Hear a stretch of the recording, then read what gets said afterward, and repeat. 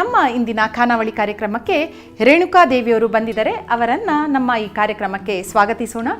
ನಮ್ಮ ಕಾರ್ಯಕ್ರಮಕ್ಕೆ ಸ್ವಾಗತ ಅಮ್ಮ. ಶರಣಾರ್ಥಿ. ಇವತ್ತು ಖಾನಾವಳಿಯಲ್ಲಿ ಯಾವ ಹೊಸ ರುಚಿ ಮಾಡ್ತಾ ಇದ್ದೀರಾ? ಏನು ಮಾಡ್ತಾ ಇದ್ದೀರಾ? ಹಬೆ ವಡೆ ಮಾಡ್ತಾ ಇದ್ದೀನಿ. ಹಬೆ ವಡೆ ಅಂತನಾ? Okay okay. ಸೊ ರೇಣುಕಾ ದೇವಿಯವರೇ, ಎಲ್ಲಿಂದ ಬಂದಿದ್ದೀರಾ? ನಾವು ಯಶವಂತಪುರದಿಂದ ಬಂದಿದ್ದೀವಿ. ಬೆಂಗಳೂರಲ್ಲೇ ಇರೋದಾ? ಬೆಂಗಳೂರಲ್ಲೇ ಇರೋದು. ಹೌದಾ? ಸ್ವಂತ ಊರು ಬೆಂಗಳೂರೇನಾ? ಸ್ವಂತ ಊರು ಬೆಂಗಳೂರೇ. ಹೌದಾ? Okay okay. ಎಷ್ಟು ವರ್ಷದಿಂದ ಇದ್ದೀರಾ ಬೆಂಗಳೂರಲ್ಲಿ? ನಾವು ಸುಮಾರು 60 ವರ್ಷದಿಂದ ಇಲ್ಲೇ ಇದ್ದೀವಿ. ಹೌದಾ? ಓಕೆ. ಸೊ ಹಬೆ ವಡೆ ಅಲ್ವಾ? ಸೊ ಇದಕ್ಕೆ ಏನೆಲ್ಲ ಸಾಮಗ್ರಿಗಳು ಬೇಕು?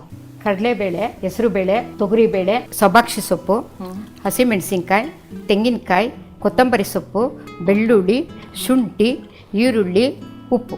Okay okay. ಸೊ ನೀವು ಬೇಳೆಗಳನ್ನ ತುಂಬಾ ತಗೊಂಡಿದ್ದೀರಾ. ಇದರಲ್ಲಿ 3 ತರದ ಬೇಳೆ ಹಾಕಿದ್ದೀರಾ. ಹೌದು. ಅದನ್ನ ನೆನ್ಸ್ಕೊಂಡಿದ್ದೀರಾ? ಹೌದು, 2 ಗಂಟೆ ನೆನ್ಸ್ಕೋಬೇಕು ಅದನ್ನ. Okay okay. ಅದಕ್ಕೇನಾದ್ರೂ ಪ್ರಮಾಣ ಇದೆಯಮ್ಮ? ಅಂದ್ರೆ ಇವಾಗ ಕಡಲೆಬೇಳೆ ಎಷ್ಟು, ಹೆಸರುಬೇಳೆ ಎಷ್ಟು ಹಾಕ್ಬೇಕದು?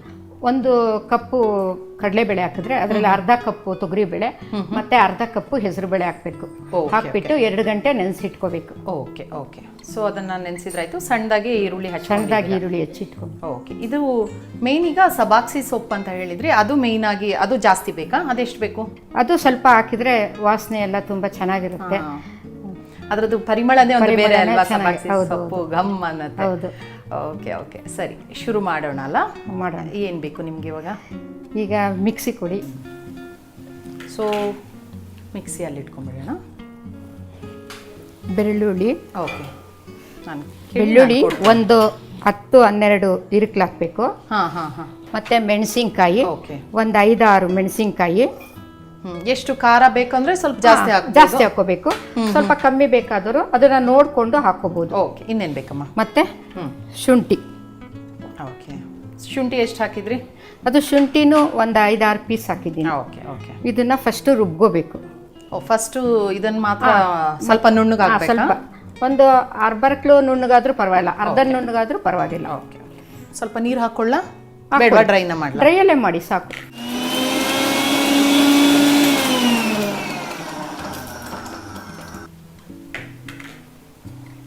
ಸ್ವಲ್ಪ ಇನ್ನೊಂಚೂರು ನೀರು ಹಾಕೊಳ್ಳಿ. ಒಂಚೂರು ನೀರು ಹಾಕೊಂಡು ಒಂಚೂರು ತರಿ ಮಾಡಿಬಿಡೋಣ ಅಲ್ಲ? ಮಾಡ್ಕೊಳ್ಳಿ.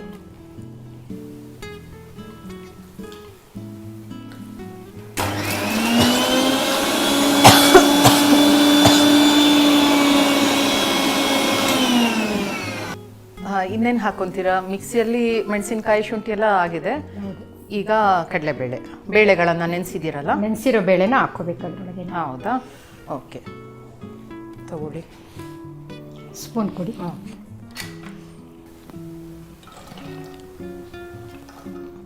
ಇದಿವಾಗ ತಿಂಡಿಗೆ ವಡೆ ಅಂದರೆ ಬ್ರೇಕ್ಫಾಸ್ಟಿಗೆ ಮಾಡುವಂಥದ್ದು ಇದು? ಬ್ರೇಕ್ಫಾಸ್ಟಿಗೆ ಬೇಕಾದ್ರೂ ಮಾಡ್ಬೋದು, ಸಾಯಂಕಾಲ ಕಾಫಿ ಜೊತೆಲಿ ಬೇಕಾದ್ರೂ ಮಾಡ್ಬೋದು, ಚೆನ್ನಾಗಿರುತ್ತೆ. Okay okay. ವಡೆ ಅಂದರೆ ಇದೇನು ಡೀಪ್ ಫ್ರೈ ಮಾಡಲ್ವಲ್ಲ? ಅಂದರೆ ಹಬೆಯಲ್ಲೇ ಬೇಯಿಸೋದ್ರಿಂದ? ಹಬೆಯಲ್ಲಿ ಬೇಯಿಸೋದ್ರಿಂದ ಚೆನ್ನಾಗಿರುತ್ತೆ. ಸಾಯಂಕಾಲ ಎಲ್ಲ ಮಕ್ಕಳಿಗೆ ಎಲ್ಲ ಹೆಸರು ಬೇಳೆ, ಕಡಲೆಬೇಳೆ, ತೊಗರಿಬೇಳೆ ಎಲ್ಲ ಸೇರುತ್ತಲ್ಲ. ಹೌದು ಹೌದು. ಮಕ್ಕಳಿಗೆ ಏನು ಅಂದರೆ ಹಾಗೆ ತಿನ್ನಲ್ಲ, ಈ ಥರ ವಡೆ ಎಲ್ಲ ಮಾಡಿಕೊಟ್ರೆ ಚೆನ್ನಾಗಿರುತ್ತೆ. ಹೌದು ಹೌದು. ಬರೇ ಬೇಳೆ ನಾವೇನೋ ದಾಲ್ ಮಾಡಿಬಿಟ್ಟು ನೀವು ಅನ್ನೋ ಜೊತೆ ಹಾಕ್ತೀನಿ ಅಂದರೆ ರುಚಿನೇ ಆಗೋದಿಲ್ಲ. ಸೊ ಈ ಥರ ವಡೆ ಥರ ಮಾಡಿದರೆ ಏನೋ ಸ್ಪೆಷಲ್ ಆಗಿದೆ, ಕೈಯಲ್ಲಿ ಇಟ್ಕೊಂಡು ತಿಂತಾರೆ. ಹೌದು. ಸ್ವಲ್ಪ ನುಣ್ಣಗಾಗಲಿ ಅದು. ಇದು ಚೆನ್ನಾಗಿ ನುಣ್ಣಗಾಗಬೇಕಾ?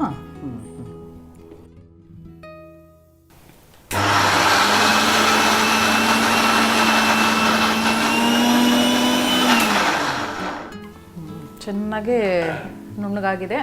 ಸ್ವಲ್ಪ ತರಿ ಇದ್ರೆ ಚೆನ್ನಾಗಿರುತ್ತೆ ಅಂತ ಅನ್ಸ್ಕೊಳ್ವಾ? ತರಿಯಾಗಿ ಇರಬೇಕು. ಬೇಳೆ ಸಿಗ್ಬೇಕು. ಹೌದು ಹೌದು ಹೌದು. ಓಕೆ. ಇದನ್ನ ಒಂದು ಬೌಲಲ್ಲಿ ತೆಗೆದ್ಬಿಡ್ತೀರಾ?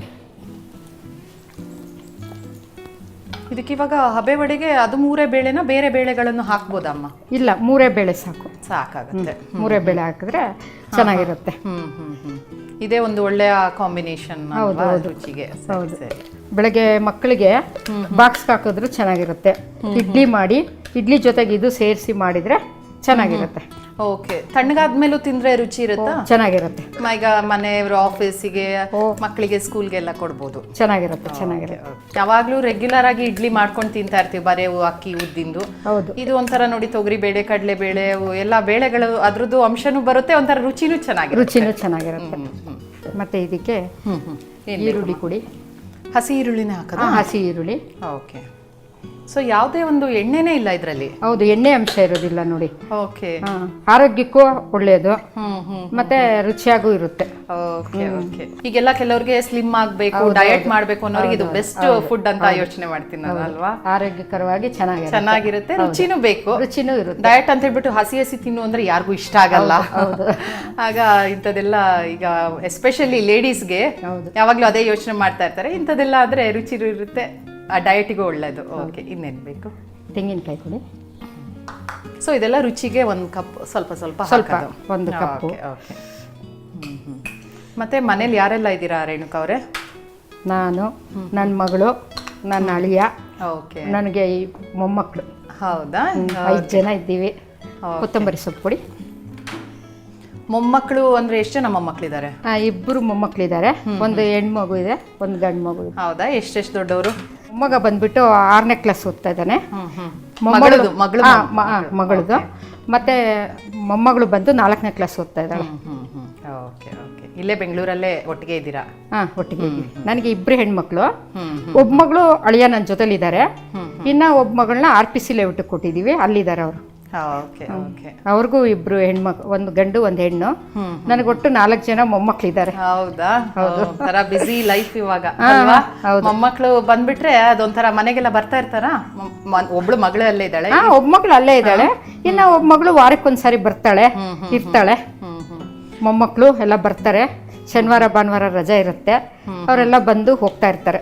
ಓಕೆ. ಸೊ ತಿಂಡಿಗಳೆಲ್ಲ ಮಾಡ್ಕೊಡ್ತಾ ಇರ್ತೀರಾ? ಮಾಡ್ಕೊಡ್ತಾ ಇರ್ತೀವಿ. ಇಷ್ಟ ಆಗತ್ತೆ ನೀವು ಮಾಡುವಂತ? ನಾನು ಮಾಡೋ ಅಡುಗೆ ಎಲ್ಲ ಇಷ್ಟ ಆಗತ್ತೆ. ನನ್ನ ಮಕ್ಕಳಿಗೆ, ಅಳಿಯದಿರಿಗೆ ತುಂಬಾ ಇಷ್ಟಪಡ್ತಾರೆ. ಸ್ವಲ್ಪ ಉಪ್ಪು ಕೊಡಿ. ಹಾಕಿ ಹಾಕೊಂಬಿಡಿ ಎಷ್ಟು ಬೇಕೋ. ಈ ಉಪ್ಪು ಇದೆಯಲ್ಲ, ಯಾರು ಅಡಿಗೆ ತಯಾರು ಮಾಡ್ತಾರೋ ಅವರೇ ಹಾಕ್ಬೇಕು. ಹೌದೌದು. ಯಾಕಂದ್ರೆ ಅದೊಂದು ಬಾರಿ ಕ್ರೂಷಿಯಲ್. ಅದು ಯಾರ್ಯಾರೋ ಹಾಕ್ಬಿಟ್ಟು ಏನೇನೋ ಮಾಡೋದು. ಎಷ್ಟೇ ಮಾಡಿ ಉಪ್ಪು ಕಡಿಮೆ ಆದ್ರೆ ಅಥವಾ ಜಾಸ್ತಿ ಆದ್ರೆ ರುಚಿನೇ ಹೋಗ್ಬಿಡುತ್ತೆ. ಸೊ ಎಲ್ಲದನ್ನು ಹಾಕೊಂಡು ಎಲ್ಲ ಹಾಕೊಂಡು ಕಲಿಸ್ಕೋಬೇಕು. Okay okay. ಚೆನ್ನಾಗಿ ಕಲಿಸ್ಕೊಂಡು ಓಕೆ. ಆಮೇಲೆ ಬೇಯಿಸುವಂತಲ್ಲ ಇಡ್ಲಿ ಇದು ಬೇಯಿಸೋ ಪಾತ್ರೆ ಕೊಡಿ. ಅದು ತಟ್ಟೆ, ಅದಕ್ಕೆ ಸ್ವಲ್ಪ ಎಣ್ಣೆ ಹಚ್ಕೊಂಡು. ಓಕೆ. ಹಾಗಾದ್ರೆ 3-4 ಬೆಳ್ಳುಳ್ಳಿ, ಹುರಿಗಡ್ಲೆ. ಇದು ಒಂಥರ ಏನ್ ಹೇಳ್ತಾರೆ, ಯೂನಿವರ್ಸಲ್ ಅಂತ. ಈ ಪುಟಾಣಿ ಚಟ್ನಿ ಎಲ್ಲ ಕಡೆ ಮಾಡುವಂತದಲ್ವಾ? ಬೇಗನೂ ಆಗತ್ತೆ, ಎಲ್ರಿಗೂ ಒಂಥರ ಇಷ್ಟನೂ ಆಗತ್ತೆ. ಹೌದು. ತೆಂಗಿನಕಾಯಿ ಮತ್ತೆ ಒಂದು ಹುರಿಗಡ್ಲೆ ಬಿದ್ಬಿಟ್ರೆ ಆ ಚಟ್ನಿಗೆ ರುಚಿನೇ ಬೇರೆ. ಮತ್ತೆ ಎಲ್ಲದಕ್ಕೂ ಸೂಟ್ ಆಗತ್ತೆ ಅಲ್ವಾ ಇದು ಚಟ್ನಿ? ಬೇರೆದಕ್ಕೂ ತಿನ್ಬೋದು. ದೋಸೆ ಮಾಡಿ, ದೋಸೆ ಅಂತೆ, ಇಡ್ಲಿ ಎಲ್ಲದಕ್ಕೂ ತಗೋಬಹುದು. ಹೌದೌದು. ಮಾಡೋದಕ್ಕೂ ಈಸಿನೇ ಅಲ್ವಾ? ಈಸಿ ಇದೆ. ರುಚಿಗೆ ತಕ್ಕಷ್ಟು ಉಪ್ಪು ಹಾಕೋದು. ಇದು ಸ್ವಲ್ಪ ಸೊಪ್ಪು ಹಾಕಿದ್ರ ಬೇಕಾ? ಸ್ವಲ್ಪ ನೀರು ಹಾಕಿ ಸ್ವಲ್ಪ ಮಿಕ್ಸಿ ಆದ್ಮೇಲೆ ಕೊನೆಗೆ ಕೊತ್ತಂಬರಿ ಸೊಪ್ಪು ಕೊನೆಗೆ ಹಾಕೋಣಲ್ಲ. ಕೊಡಿ. ಚೂರು ನೀರು ಹಾಕ್ಬಿಡ್ಲಾ ಈಗಲೇ? ಹಾಕಿ, ನೀರು ಹಾಕಿ.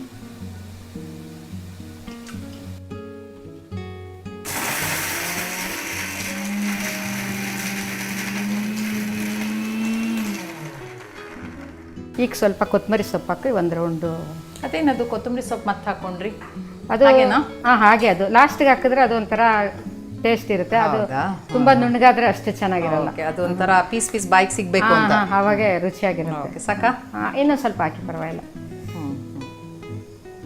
ಸಾಕಲ್ಲ. ನಾವೆಲ್ಲ ಕೊತ್ತಂಬರಿ ಸೊಪ್ಪು ಒಟ್ಟಿಗೆ ಹಾಕ್ಬಿಡೋದು. ನಮಗೆ ಇವತ್ತೇ ಅನ್ಕೊಂಡೆ ಯಾವಾಗಾದ್ರೆ ಈಗ ಮಾಡಿ ನೋಡ್ಬೇಕು ಅಂತ. ಇಲ್ಲ, ಕೊನೆಗೆ ಹಾಕಿದ್ರೆ ಚೆನ್ನಾಗಿರುತ್ತೆ. Okay okay.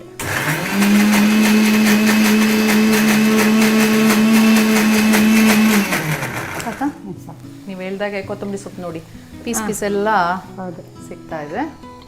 ಹಾಕ್ಕೊಳ್ತೀರಮ್ಮ? ಆಗಿದೆಯಾ? ಅದು ಆಗಿದೆ. ಆಫ್ ಮಾಡಿ. ಆಫ್ ಮಾಡ್ತೀನಿ. ಹಾಕ್ಬಿಡ್ಲಾ ಚಟ್ನಿ? ಹಾಕಿ ಮೇಡಮ್. ಗಟ್ಟಿ ಚಟ್ನಿ ಬೇಕು ಆದರೆ ಅದಕ್ಕೆ ಸ್ವಲ್ಪ ಸ್ವಲ್ಪ ನೀರು ಹಾಕ್ಕೊಂಡು ತೆಳ್ಳಗೆ ಮಾಡ್ಕೋಬೋದು. ಈಗ ಇರಲಿ. ಆಫ್ ಮಾಡಿದ್ದೀರಲ್ವಮ್ಮ? ಹೌದು, ಹಬೆ ವಡೆ ಆಫ್ ಮಾಡಿದ್ದೀನಿ. ಆಗಿದೆಯಾ ನೋಡ್ತೀರಾ? ನೋಡ್ತೀನಿ.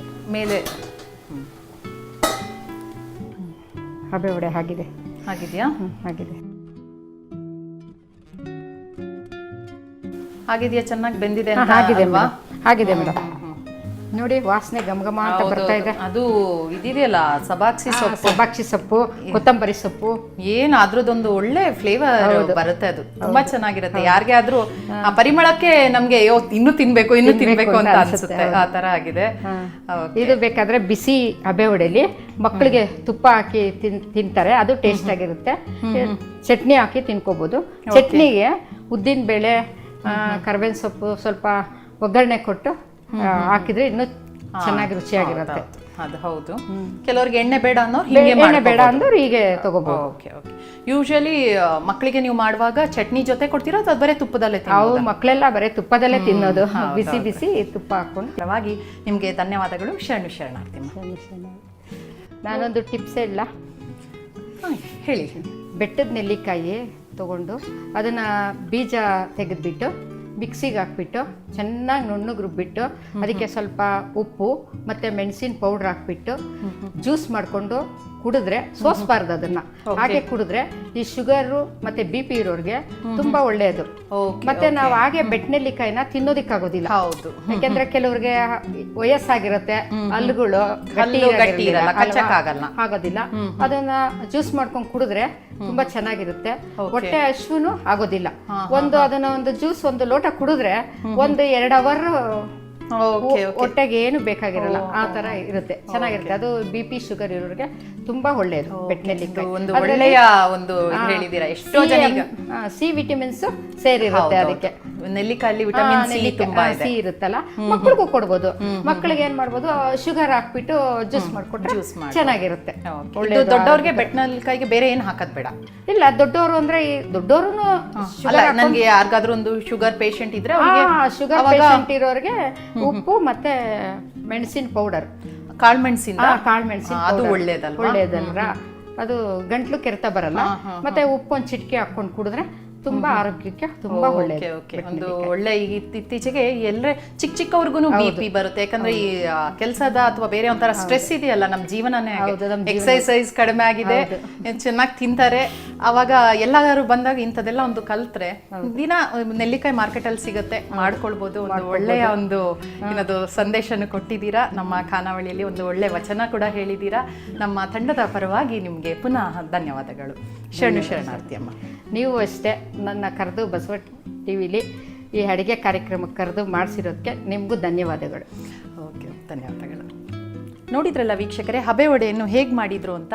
ನೀವು ಕೂಡ ಇದನ್ನು ಮನೇಲಿ ಮಾಡಿ ನೋಡಿ, ಮಕ್ಕಳಿಗೆ ಕೊಡಿ, ದೊಡ್ಡವರು ತಿನ್ನಬಹುದು. ತುಂಬ ರುಚಿಯಾಗಿದೆ. ಹಾಗೆ ಬೆಳಿಗ್ಗೆ ತಿಂಡಿ ಅಂತ ಮಾಡ್ಬೋದು, ಹಾಗೆ ಸಾಯಂಕಾಲದ ಸ್ನ್ಯಾಕ್ ಅಂತ ಕೂಡ ನೀವು ಇದನ್ನು ತಿನ್ಬೋದು. ಇದೇ ರೀತಿ ಮುಂದಿನ ಸಂಚಿಕೆ